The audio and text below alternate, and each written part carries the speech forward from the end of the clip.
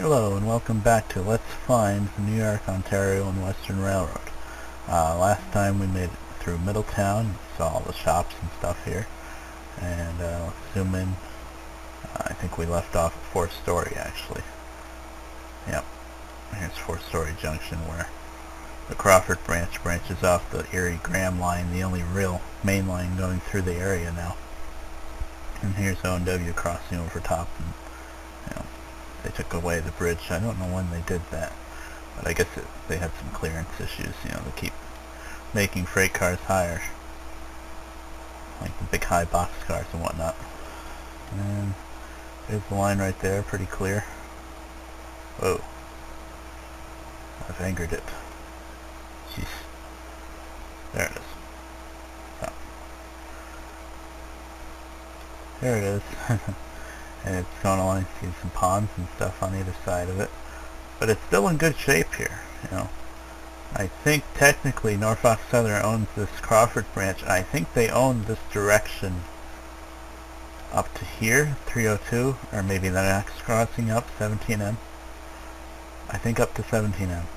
I'm not sure, but I think so. So this is 302. That leads up to Bullville and Pine Bush eventually. And it crosses here. I'm not sure if this one, the road crossed over it on a bridge or not.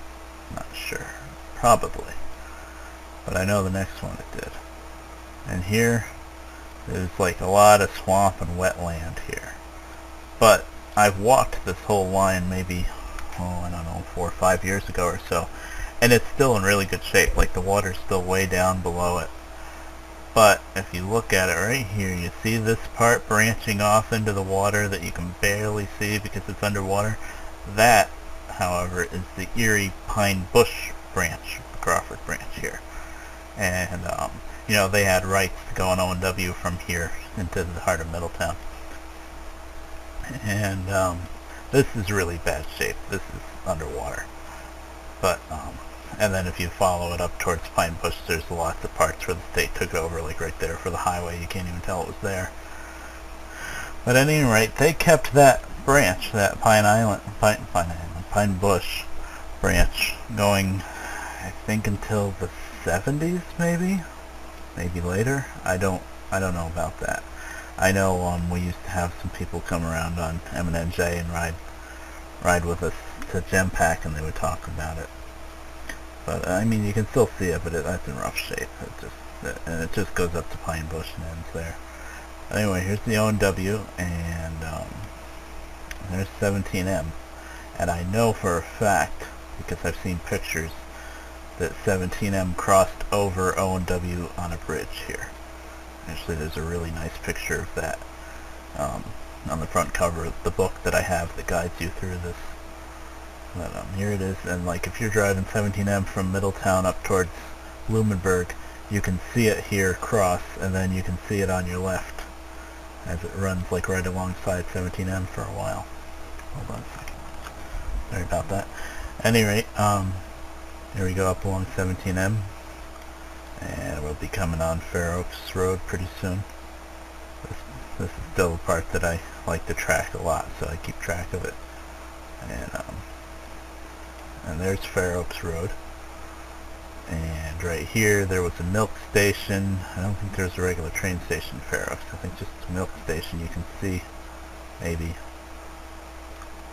Yeah, there's an old foundation back here of a milk station and whatnot. And they had sidings to a feed mill, I think, and all sorts of stuff. It's all gone now. But it seems like, there's a room. If you wanted to build something, it'd be a nice little branch. Wouldn't be hard. And there it is. It's still in pretty good shape. And the next crossing up here is going to be Eminem Road. And Eminem Road, the track went underneath the road with the overpass bridge there.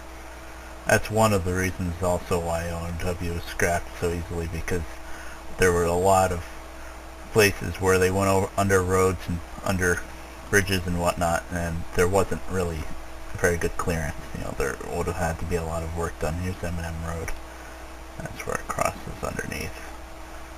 That one is hard to catch if you're driving. because it just looks like woods. Like, I've had to go back and forth a couple times before I actually found it. But usually something like that, the guardrails will point it out, but I'm not sure if there are guardrails here. Well, there's a driveway right here that kind of makes it easy to spot. But once you find it, it's like obvious. It's like, oh, there it is, duh. But that's how obvious when you're trying to find it. And then we're going up, I think, up Dawson. I think this is like a dirt roadish. Dawson and then Decker. See, we're just going. Kind of like makes a left-hand turn up into the wilderness here, but you know, it can't just go right up the side of the mountain. It has to slowly work its way up this way. Howes Turnpike. It's easy to see there at Howes Turnpike because it crosses at such an angle. You know, I think I have some pictures of it. There's like a curved sign right there, and it sticks out like a sore thumb there.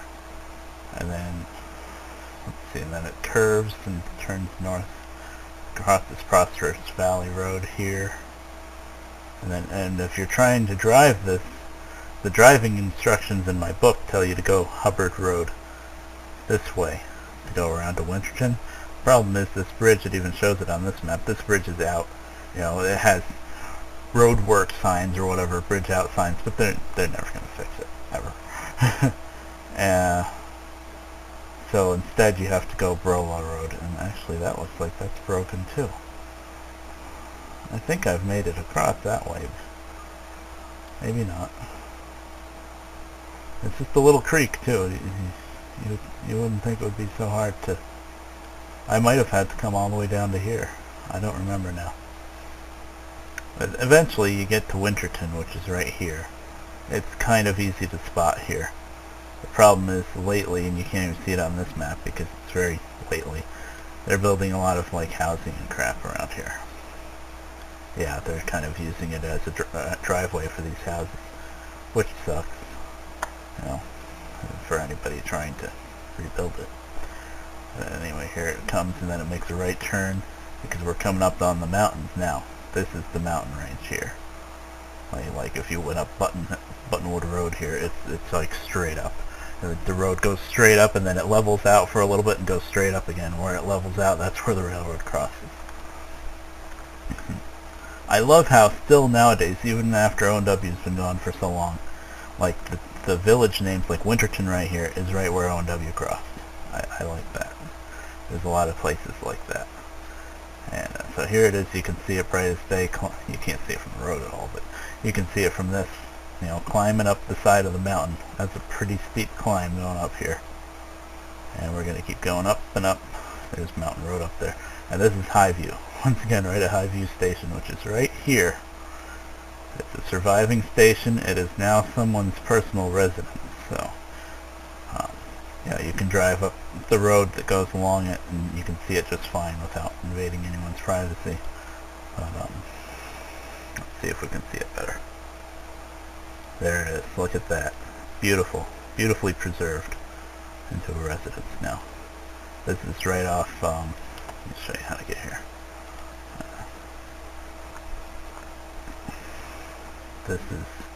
Here's 17M from Bloomingburg. Like if you're going up 17M from Middletown, you go up through Bloomingburg, and then when you start going up the mountain, the best way to get to it, because it's tricky making a left off of 17M and making a left back onto 17M, especially with the blind curve up there and everybody's trying to race up the mountain.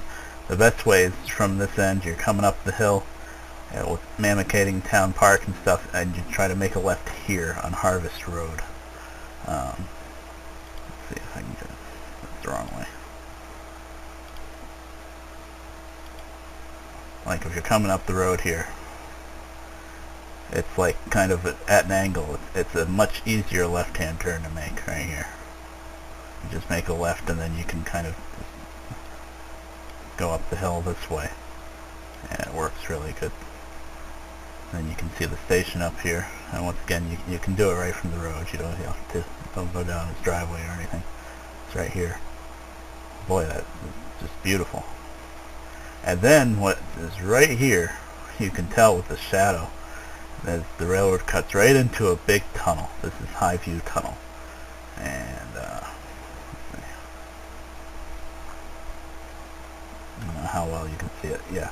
It's kind of hard to tell from this. But if you drive here, you can see the opening to the tunnel. It's right here. This is the south portal. And it's just kind of creepy and spooky the first time you find it, because you're driving around this bend and you're like, oh, look, the station. And then you come around the bend and look to your left, and then you're like, holy crap, look at that giant hole in the mountain. Oh, that's the tunnel. And it's right there, right under Mountain Road there. And what it does is I think it makes kind of a left turn and then goes straight. This is the top of the mountain range right here. So, you know, what they did is they climbed along the mountain as far as they could get.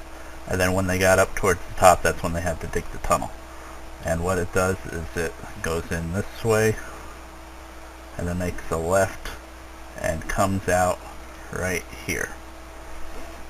That's the north portal. The north portal, I have not found any real way to see.